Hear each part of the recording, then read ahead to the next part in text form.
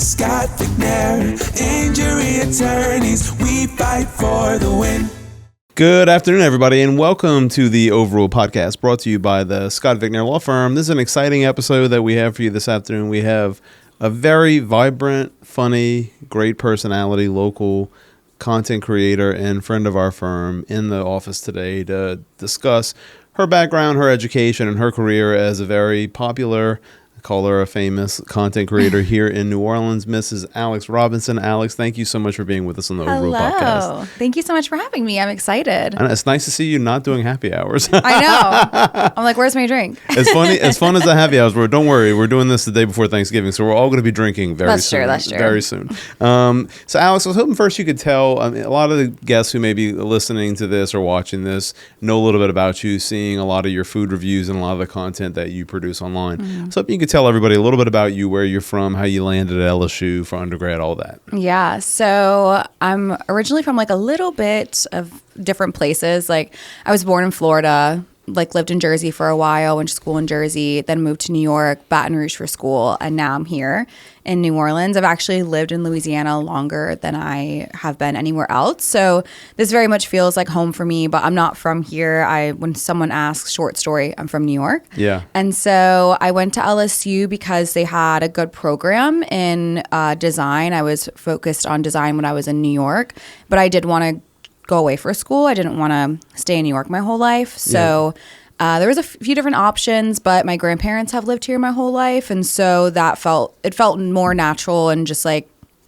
I don't know, comforting to be a little bit close to somebody I knew. Yep. And so I decided on LSU and no regrets there. Yep. Like, I met my husband, so that's incredible. Like whenever my parents like talk about paying my student loans, I tell them it's like my dowry because like I got to meet my husband there, and they sort of handed me off to him. But I loved LSU. I loved going to the games. I really liked the program that I was in.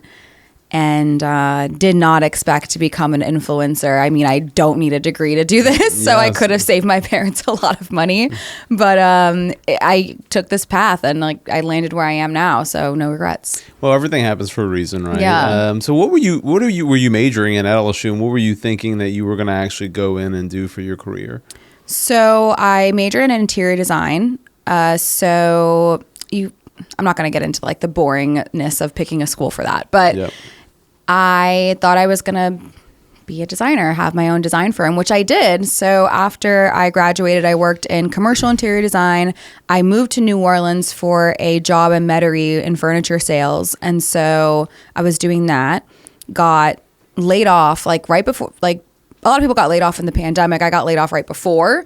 So I started my own business when I got laid off because the store was closing. So there wasn't really much I could do there. And were you thinking at that time, I'm going to start my own like design business? Yeah, which was always the plan. I've always wanted to be like an entrepreneur and do my own thing. So that's always been the path.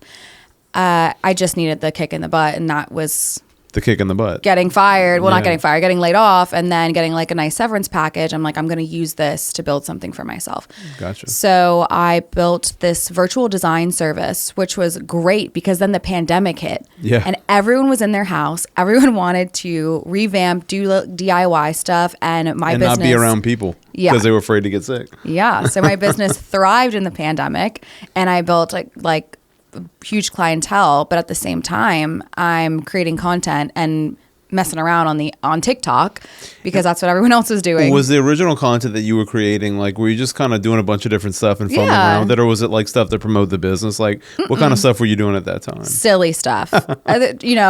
Trends and balancing a water bottle in my head. I don't know, just like random things that were going on. Yeah.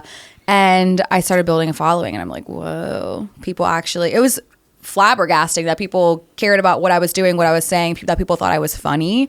That was like, I'm like, oh my God, they're laughing at me. Like, not at me, but like at my jokes. And it was really exciting. Yeah. And so I decided, I'm always going to have my degree. And this is sort of a seize the moment type of thing. Because if I let this dwindle, maybe I'll never get the chance again to like have these eyes on me. What year was that? And like, was that like in 2021, 2020? Yeah, I'd say 2021 was when I started to realize I have something here. What was it? Was it just like the following, the engagement, or were you just starting to get really good at it because you were doing so much of it, right? You were getting a lot of reps. It was when people started, or brands and bigger platforms started reaching out to me saying, can we use your video for our platform? And at first I was your like, aha moment. Yeah, it was World Star was the first person to hit me up. It was about keeping flies away from your food. That was a video that I was doing. Okay. And they were like, can we take this video and use it? We'll pay you $50. And I was like, oh my, yeah, that's so cool.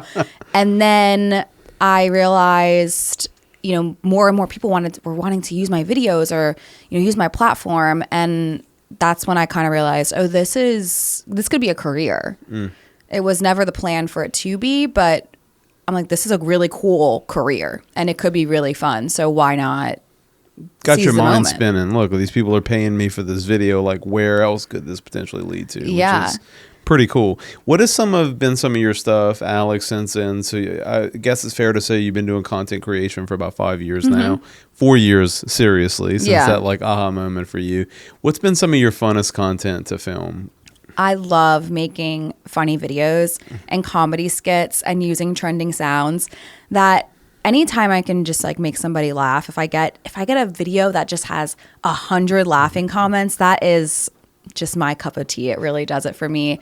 I just enjoy because I know when I'm scrolling and I see a funny video, it just brings me so much joy, and I'm like laughing, and I'm sending it to Carlos and my friends, and we're all laughing, and I'm seeing people do that with my content. And I'm like, I hope that I'm giving them that warm fuzzy feeling that I get when I'm just want to break from reality and just dive into whatever the opposite of doom scrolling is. Yeah, well, it's funny to hear you say that, and I love that. But because I would have guessed, just getting to know you a little bit through the series that we did together, and watching you being a follower of your page for at least a couple of years now, you're so good at the food reviews and the restaurant reviews and the bar reviews. Like, I would have guessed that was going to be your answer. So it kind of threw me for a loop there. That's how I reel them in. Gotcha. And then I get to show my personality, and I really just like making people laugh. So gotcha. So you get people in because people love to see the restaurant reviews because there's so many different options in New Orleans. How do you even begin to start to plot out where you're going to go and not go, Alice? Because it's one of the best food cities in the world. I have a list. Okay. So I have we call it our list. That's me and Carlos's list. Nobody else's recommendations are allowed to go on that list. Then we have a list for like ones that get recommended to us, and then I have a list of restaurants that I'm invited to when people are like reaching out. If people don't have a budget and they're like, well, we don't have a budget, so but can you come in and do a video or whatever? I'm like, yeah, and then I put them on my list. Gotcha. So we start on our list, knock some of those out, then kind of go. We just sort of stagger it. I love that. Yeah. What's some of the funniest stories that you have since you become a content creator? That maybe one or two stories that jump to mind, just like a really funny story. So my first viral video was actually of me running through a wall and busting my lip, and it has like millions of views. And I think it's so. Was funny. it on accident or was it? Well, I was running through the wall on purpose, okay. But I did not mean to like bust my face open. Okay. But your face looks great, so she's recovered. Scar. If you're not watching this on YouTube and you're listening, my lips are massive, and I went on TikTok and I was like, "Hey guys, I just got this amazing lip filler. Let me show you how like the process and how it's done." And then it's just me running through the wall, and everyone was like, "Wow, wait, your lips actually look so good." I was invested in in the lip filler. And it's just funny because I gained a lot of followers from that video. So a lot of people that have started following me from the beginning know me for being like funny and doing skits and silly stuff like that. But yeah, it's so funny because when people ask me how I got started, I'm like, just running through a wall. You thought you were coming for the lip filler. I gave you the lip buster. Right. What are some of the lessons in doing this that you would be willing to or want to share, Alex? Like, in this journey of yours the last 4 years, it's kind of like a whole new frontier, really, for the last 5 or 10 years that people like you have built like careers and side businesses where they're developing content, they're partnering with brands like ours. Like, what are some of the biggest lessons you've learned over the years doing this? So many. I mean, I'm sure there's a lot. Can you put it down into two or three? My mom is calling me. Sorry. It's okay. It's all right. Oh, I answered accidentally. That's all right. Sorry, I'm on a podcast. Bye. Let's not cut that out. Maybe she could tell you. I've got a few lessons that she wants to share too. Yeah, I mean, from the business perspective, I've learned so much. Yep. Like, I have to read contracts. I don't know anything about contracts, but I had to teach myself about usage rights and exclusivity, and because you don't want to get taken advantage of it. It's exciting when a brand wants to work with you and you're ready to sign. Right. But, you know, when someone's like, we need you to give us your likeness, like in perpetuity, and you're like, what? What if I become famous one day? Then you can just use this to promote your brand for the rest of my life. You know, that it's like small things like that. And it's a similar thing too, right? Like, it's a tale as old as time, like in a different industry, but like in the music business, it was like every artist. I mean, a recent example would be like Taylor Swift, but the Eagles, like every famous band they had all these, you know, regrets of things that they put in their original deals with different people that they didn't really pay attention to the details. Like, and later on they're like, damn, like we really screwed the pooch on this. It's exciting because it gives you sometimes it gives you that next step that you need. It's something to put on my resume, so to say. But you know, sometimes I have to turn down big stuff because they're not willing to budge, and that's a red flag for me. 100%. If you're not willing to put a late fee in your contract, why are you going to pay me late? Is that why? Right. Do you often pay late and you don't, you know? But on the more fun side, or maybe not even fun, but just not having to respond to everything. I think people think I respond to everything because I occasionally do. Yeah. Maybe once a month I'll respond to something. I get hate every day. Yeah. I get nasty comments. You know, people just trying to put me down. I used to feel like I needed to respond. I need to defend myself. I need to let everybody know this is not who I am or this is not true. I don't feel the need to do that anymore. But occasionally I do because, you know, I want people it humanizes me. If I act like absolutely nothing bothers me, people are just going to keep doing it. And I think calling people out has helped a little bit, but just not to respond to every negative comment, every little thing. And just, you have to really be self-assured and like know who you are, because people are going to try to tell you about yourself. And if people say things over and over and over again to you, you might start to believe them. So you have to sort of have a good support system, people around you to remind you of who you are, and even just reminding yourself. Yep. Not letting it get to you. You're never going to convince everybody not to give you crap on the internet. You know what I mean? Like, there's just so many.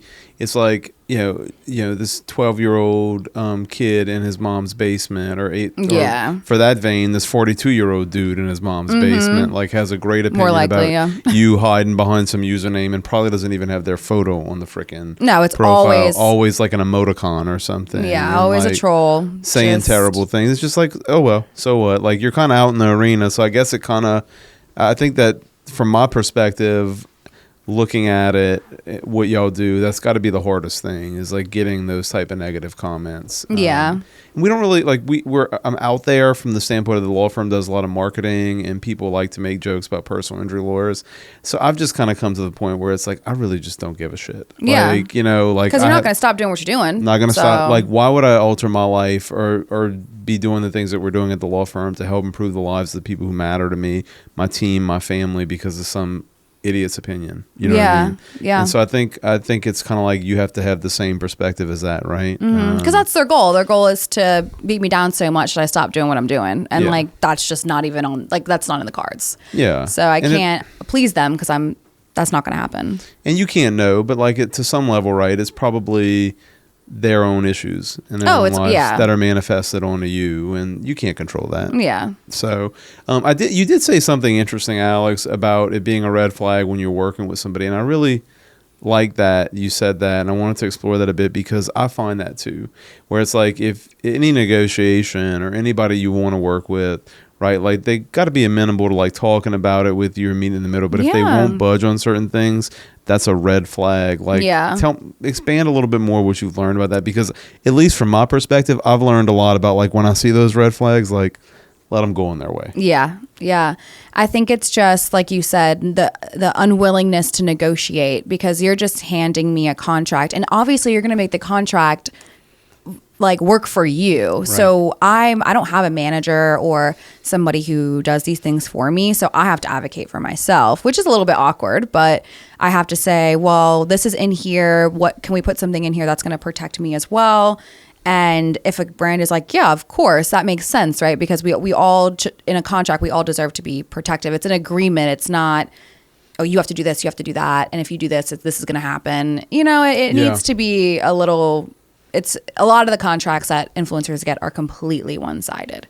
So I'll just say, you know, sorry, I got to pass. Well, and the other thing too is like, that's a red flag in my experience. The other red flag is a contract's just as good as the paper that's written on. Like, you still need two people who want to do the right thing and try to meet the terms of the agreement. Because anybody could breach a contract. I've seen it so many times in my career as an attorney looking at contracts. And so you want to know that you're, I think, going to do something, a venture or a partnership with somebody who has the right intentions. And if y'all disagree about something, it's going to try to like figure out common ground. Yeah. And I feel like that's a baseline for collaboration. Yeah. Right? We both want to win. We both want to feel protected.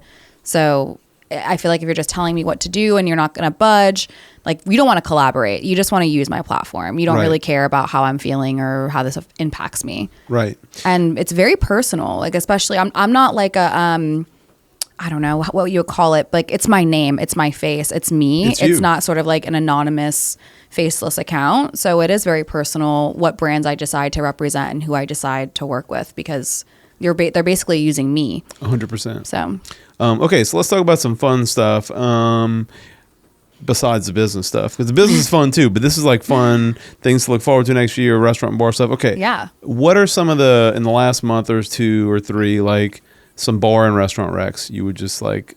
Even if it's some of your old steadies, I know you have some favorites in your neighborhood. Like, staples, but like, what are some of your staples? Like, just, you know, some of your favorites, like restaurants, bars. It could be a mix of any in between that you would recommend anybody. You can catch me any given week at either Aviva for happy hour. That's just like a staple for us. Paladar is a big one.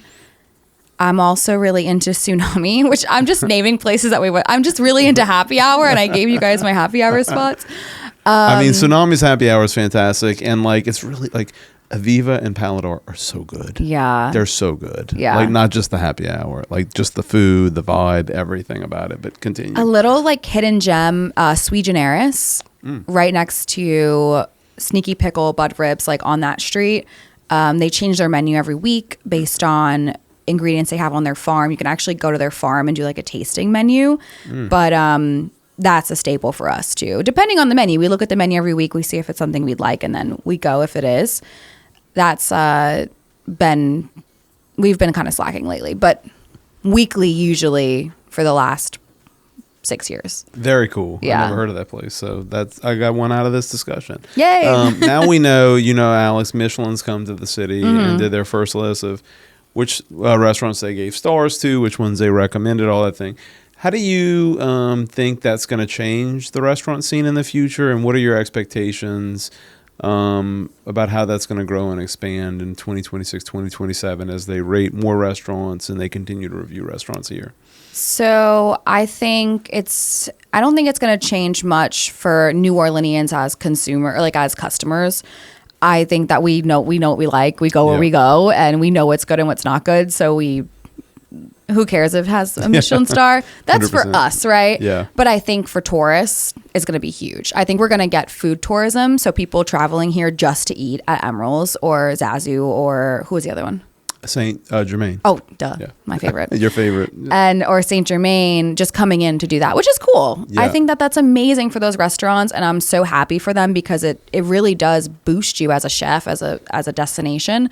I think there's a few that I don't know if they didn't go. I don't know how they choose which restaurants they go to, but I feel like there were some misses for sure. I think 100%. There were some places that should have gotten stars that didn't, which was very surprising. And I'm just going to whip it out. Like, I can't believe that GW Fins or Doris Metropolitan were not at least recommended. They weren't? Like, no. Neither one of them. Did they get the lobster dumplings? Like, what? I mean, Gita, I love Pesh, and Gita, I think of like, Pesh if you're going to go deserves a get star. really good seafood, like the two really good seafood restaurants in New Orleans, there's a lot of really good ones, but the two most established over time, consistent, is GW Fins and Pesh. Yeah. No, And I think Pesh was recommended, right, Miles? Do you remember? I thought Pesh was. You're supposed to be fact checking me over there.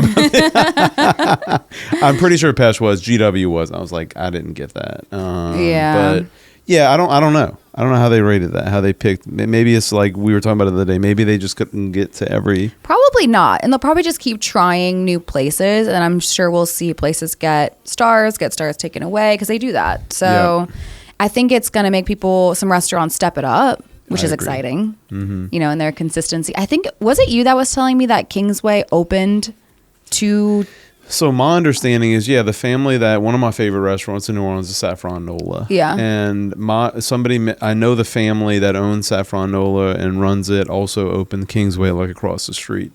And my understanding, 2nd, 5th, 12th hand, whatever it is, is that the Kingsway was their like tasting menu deviation from Saffron. It's connected. It's right, same family, right across the street, to get a star in the same vein as like Emerald kind of shifted his main restaurant, Emerald's, into more of a tasting menu. Okay. And you see like a lot of these restaurants who are going for that star. I don't know why. Like, I don't know if that's a thing. Like, the tasting menu is thought of like the easier way to get the star. I think so, because I don't know, Zazu got a star, right? Yeah. But I want to know what the person who gave them the star ate, right? Because I tried some things that I really wasn't a fan of. And so it's like, what did they get? Like, I want to know exactly. So, but if you go to a tasting menu, you get that same Michelin star experience. You get the same experience the person who rated them got. And that may be it. Like, maybe it allows the restaurant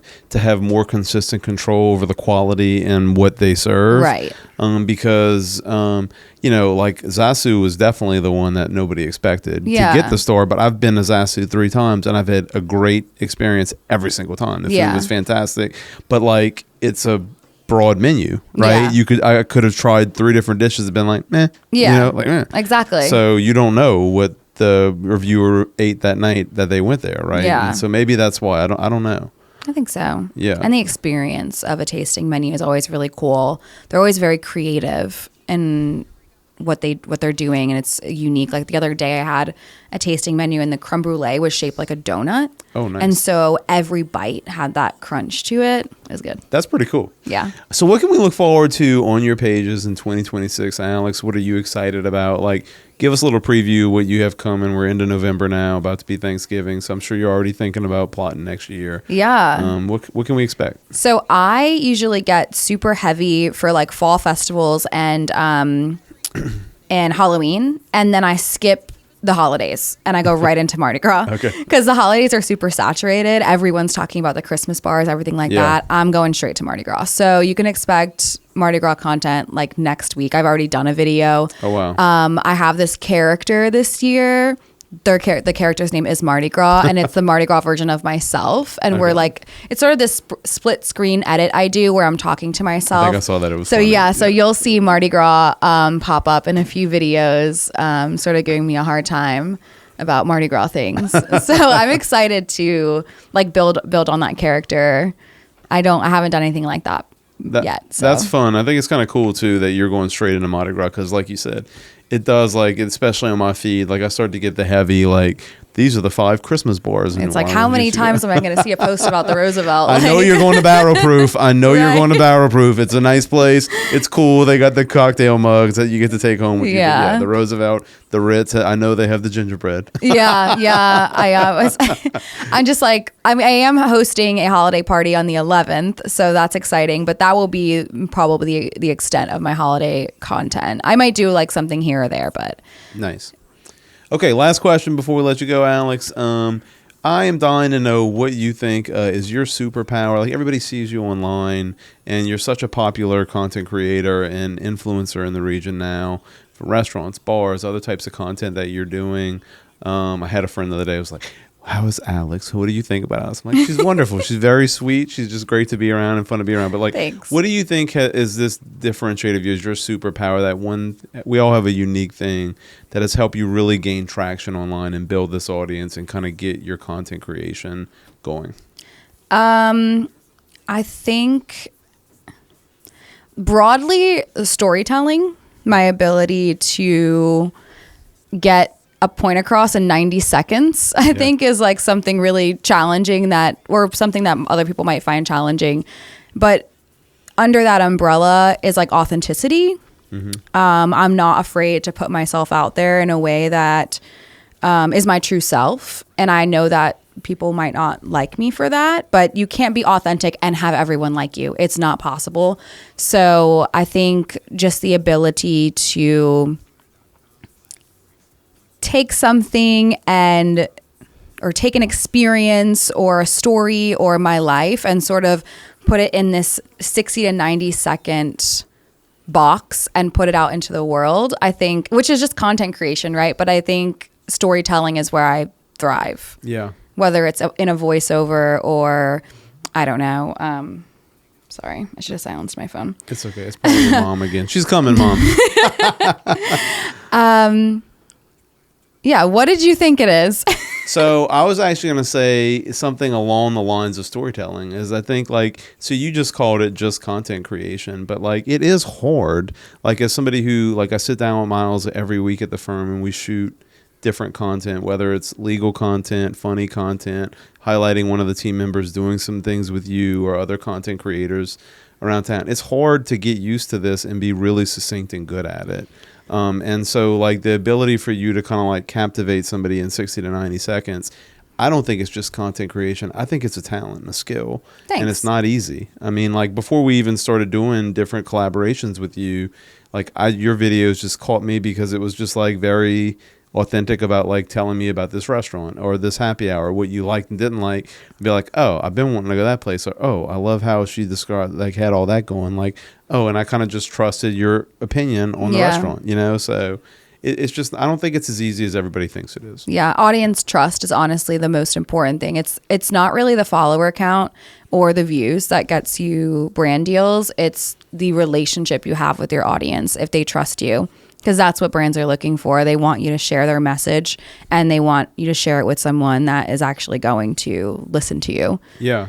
I mean, from our perspective, it's just like you said, it's like you could have 2,000 followers, but all 2,000 are engaging on every post. You could have 200,000 and 2,000 are engaging on every post. Right. Like, it's not any more valuable to us to have the 200,000 follower person because the person with high engagement, that is an indica to us that audience trusts that content creator, that trusts that person. And they really like the content that they're putting out. And so if we do things with them, they'll be engaged with it. They'll follow it. They'll enjoy it. They'll push it as well. And so I think in the social landscape, it's interesting just because you see a profile and there's like 400,000 followers. How many of those are bots?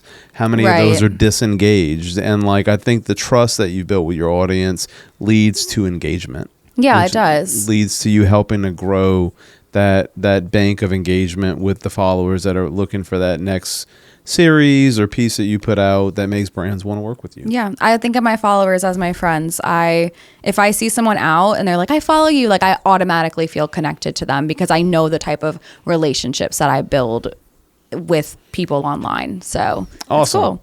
Well, Alex Robinson, if you aren't following her, you should be. She's on Instagram, Facebook, TikTok. I mean, anywhere, that's it. everywhere. Nope. Is it just those I'm three? doing everything I can. Everything. I tried YouTube Shorts. No. Gotcha. So find Alex out there. She's got the best reviews on restaurants, on bars. I mean, there's a lot of good ones, but she's really good. And you will love her opinion on all that stuff. And so you're on TikTok, Facebook, and Meta. Or in Instagram. TikTok, Instagram, and Facebook. Okay, I mixed it up. But thank you so much for being here, Alex. It's really been a great discussion. Thanks so much for chatting with us today. Of course. And thank you to all of you and all of our followers and listeners on the Overrule Podcast. It's been another great episode of the Overrule Podcast brought to you by the Scott Vigner Law Firm. I'm your host, David Vigner, signing off.